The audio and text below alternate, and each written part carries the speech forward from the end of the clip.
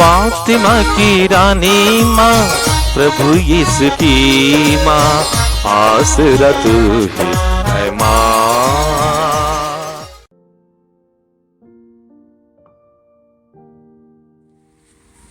पहला पाठ नबी इसायास का ग्रंथ, अध्याय 7, पद संख्याएं 1 से 9 तक। जब योतान का पुत्र और उज्जिया का पौत्र आहाज यूदा का राजा था, तो उस समय अराम का राजा रसीन और रामल्याह का पुत्र इस्राएल का राजा पेकह दोनों मिलकर यरूशलेम पर आक्रमण करने निकले, किंतु वे उसे जीतने में असमर्थ रहे। दाऊद वंशी राजा को यह समाचार मिला कि अरामियों ने एफ्राइम में पड़ाव डाला है। यह सुनकर राजा और उसकी प्रजा इस प्रकार कांपने लगे, जिस प्रकार जंगल के पेड़ आंधी से कांपते हैं। किंतु प्रभु ने इसायास से कहा, तुम अपने पुत्र शार याशूब के साथ रंगरेज के खेत की सड़क पर, जहां नहर ऊपरी तालाब से निकलती है, आहाज से मिलने जाओ और उससे यह कहो, सावधान रहो, धीरज धरकर मत डरो। अरामी रसीन और रामल्याह के पुत्र का क्रोध प्रज्वलित हो उठा है। वे तो दो धुआंते लुआठों के सदृश हैं। उनके कारण मत घबराओ। उन्हें यह कहते हुए षड्यंत्र रचने दो, हम यूदा की चढ़ाई करने जा रहे हैं। हम उसे पछाड़कर परास्त कर देंगे और वहां टाबिएल के पुत्र को राजा बनाएंगे। प्रभु ईश्वर यह कहता है, यह नहीं होगा, कभी नहीं होगा। जिस तरह अराम की राजधानी दमिश्क है, दमिश्क का राजा रसीन, एफ्राइम की राजधानी समारिया है और समारिया का राजा रामल्याह का पुत्र, उसी तरह 65 वर्ष बाद एफ्राइम कुचल दिया जाएगा और वह राष्ट्र नहीं रह जाएगा।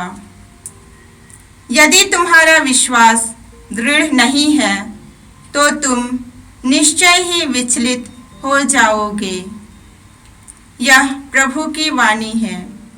भजन अनुवाक्य। प्रभु अपना नगर सदा सुदृढ़ बनाए रखता है।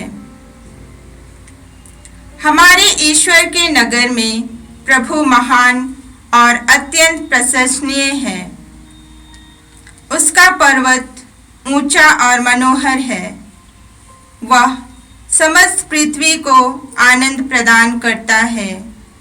अनुवाक्य। प्रभु अपना नगर सदा सुदृढ़ बनाए रखता है। सियोन का पर्वत, पृथ्वी का ध्रुव, राजाधिराज का नगर, ईश्वर उसके गढ़ों में निवास करता और इसे सुरक्षित रखता है। अनुवाक्य। प्रभु अपना नगर सदा सुदृढ़ बनाए रखता है। किसी समय राजागण एकत्र हो गए और सब मिलकर इस पर आक्रमण करने आए। वे इसे देखकर घबरा गए और आतंकित होकर निकल भागे। अनुवाक्य। प्रभु अपना नगर सदा सुदृढ़ बनाए रखता है।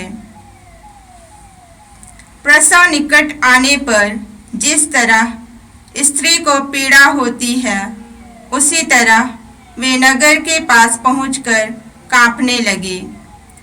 उनकी दशा ऐसी हो गई थी मानो समुद्री जहाज़ों को तोड़ने वाली आंधी ने उन्हें छितरा दिया हो। अनुवाक्य। प्रभु अपना नगर सदा सुदृढ़ बनाए रखता है। जय घोष। अलेलुया। आज अपना हृदय कठोर ना बनाओ, प्रभु की वाणी पर ध्यान दो। अलेलुया। प्रभु आप लोगों के साथ हो और आपके साथ भी। संत मत्ती के अनुसार पवित्र सुसमाचार। प्रभु की जय। अध्याय 11 पद संज्ञाएं 20 से 24 तक। तब ईसा उन नगरों को धिक्कारने लगे जिन्होंने उनके अधिकांश चमत्कार देखकर भी पश्चाताप नहीं किया था। धिक्कार तुझे कोरिजोन, धिक्कार तुझे बेतसैदा, जो चमत्कार तुम में किए गए हैं, यदि वे तीरूस और सीदोन में किए गए होते तो उन्होंने न जाने कब से टाट ओढ़कर और भस्म रमाकर पश्चाताप किया होता। इसलिए मैं तुमसे कहता हूं, न्याय के दिन तेरी दशा की अपेक्षा तीरूस और सोदोन की दशा कहीं अधिक सहनीय होगी।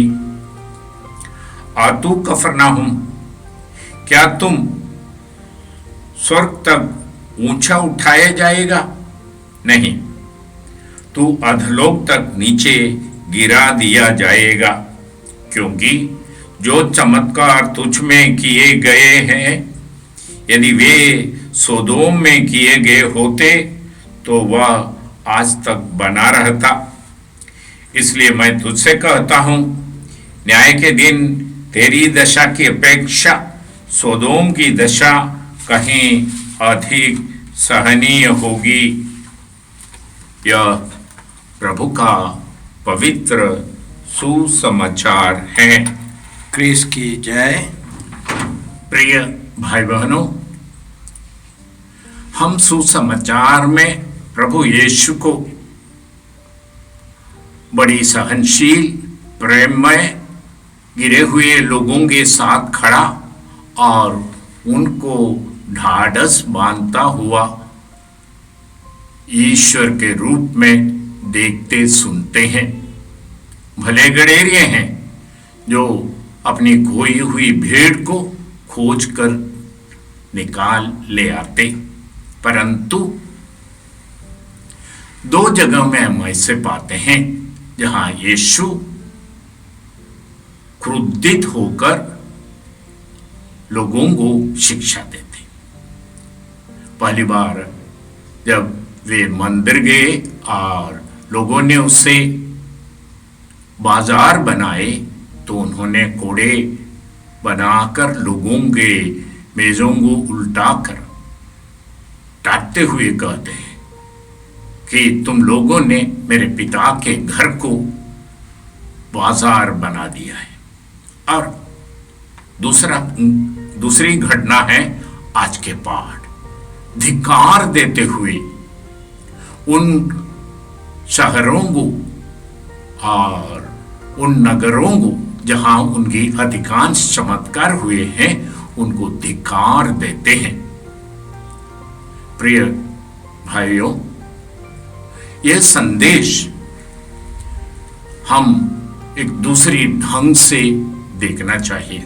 धिक्कार देते हैं और कहते हैं, अगर सोदोम में और अन्य नगरों में यह चमत्कार किए गए होते तो न जाने कब वे डांट ओढ़कर, भस्म रमाकर अपने जीवनचर्या को बदल करके ईश्वर की ओर मुड़ जाते।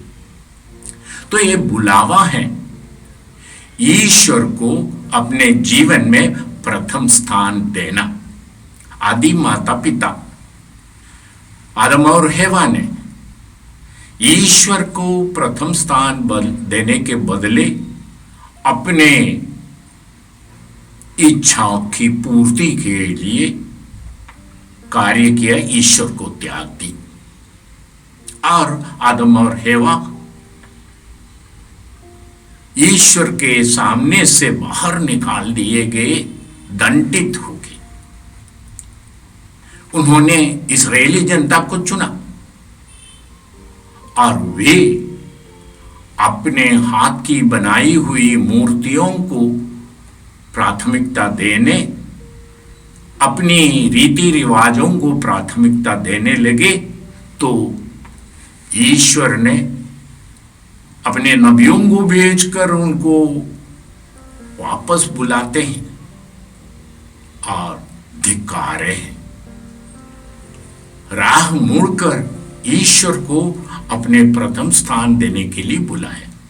आज के सुसमाचार में हमने यीशु को ये बताते हुए सुनते हैं, धिक्कार कफरनहूम और धिक्कार बत्सई